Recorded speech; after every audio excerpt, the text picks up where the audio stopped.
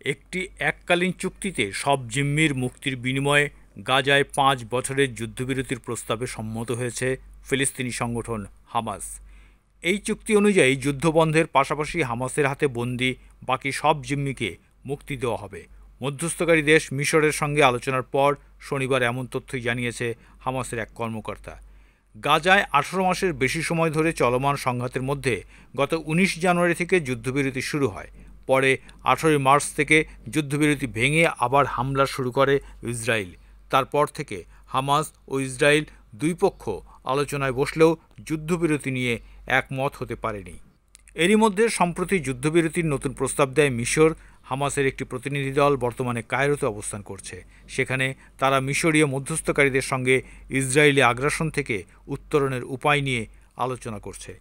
পরিচয় প্রকাশ না করার শর্তে সংগঠনটির এক কর্মকর্তা এএফপিকে বলেন, ৫ বছর মেয়াদী একটি যুদ্ধবিরতি চুক্তির বিনিময়ে একসঙ্গে সব জিম্মিকে মুক্তি দিতে প্রস্তুত আছে তারা। মিশরের এই প্রস্তাবের আগে আংশিক যুদ্ধবিরতির প্রস্তাব দিয়েছিল ইসরায়েল। ওই প্রস্তাবে ৪৫ দিনের যুদ্ধবিরতির বিনিময়ে ১০ জন জীবিত জিম্মিকে মুক্তি দেওয়ার কথা বলেছিল দেশটি। তবে ওই প্রস্তাব নাকচ করে দেয় হামাস। তারা দাবি করে আসছে, আংশিক নয়, যুদ্ধবিরতি চুক্তির মাধ্যমে যুদ্ধ পুরোপুরি বন্ধের দিকে এগোতে হবে। এই সময় গাজা থেকে সব সেনা প্রত্যাহার করবে ইসরায়েল। গাজায় হামলার পাশাপাশি গত ২ মার্চ থেকে উপত্যকাটিতে ত্রাণ ঢুকতে দিচ্ছে না ইসরায়েল বাহিনী। এতে উপত্যকাটিতে খাবার, পানি, জ্বালানি ও চিকিৎসা সরঞ্জামের তীব্র সংকট দেখা দিয়েছে। তীব্র সংকটের মধ্যেও গাজায় ত্রাণ সহায়তা প্রবেশ করতে দেওয়া হবে না বলে সম্প্রতি জানিয়েছিলেন ইসরায়েলের প্রতিরক্ষামন্ত্রী। এমন পরিস্থিতিতে গত বুধবার উপত্যকাটির উপর থেকে অবরোধ তুলে নেওয়ার আহ্বান জানিয়েছে জার্মানি, ফ্রান্স ও যুক্তরাজ্য।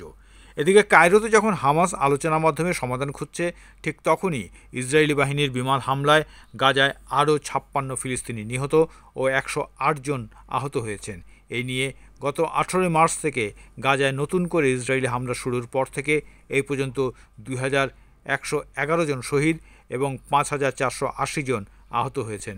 ফিলিস্তিনি স্বাস্থ্য মন্ত্রণালয়ের তথ্য অনুযায়ী এই নিয়ে ২০২৩ সালের ৭ই অক্টোবর থেকে গাজা উপত্যকায় ইসরায়েলি বাহিনীর হামলায় এই পর্যন্ত ৫১,৪৯৫ জন নিহত হয়েছেন।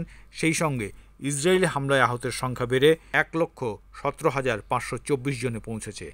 একদিকে গাজা জুড়ে চলছে ইসরায়েলের তীব্র বিমান হামলা, অন্যদিকে কায়রোতে আলোচনার মাধ্যমে সমাধান খুঁজছে হামাসের প্রতিনিধি দল।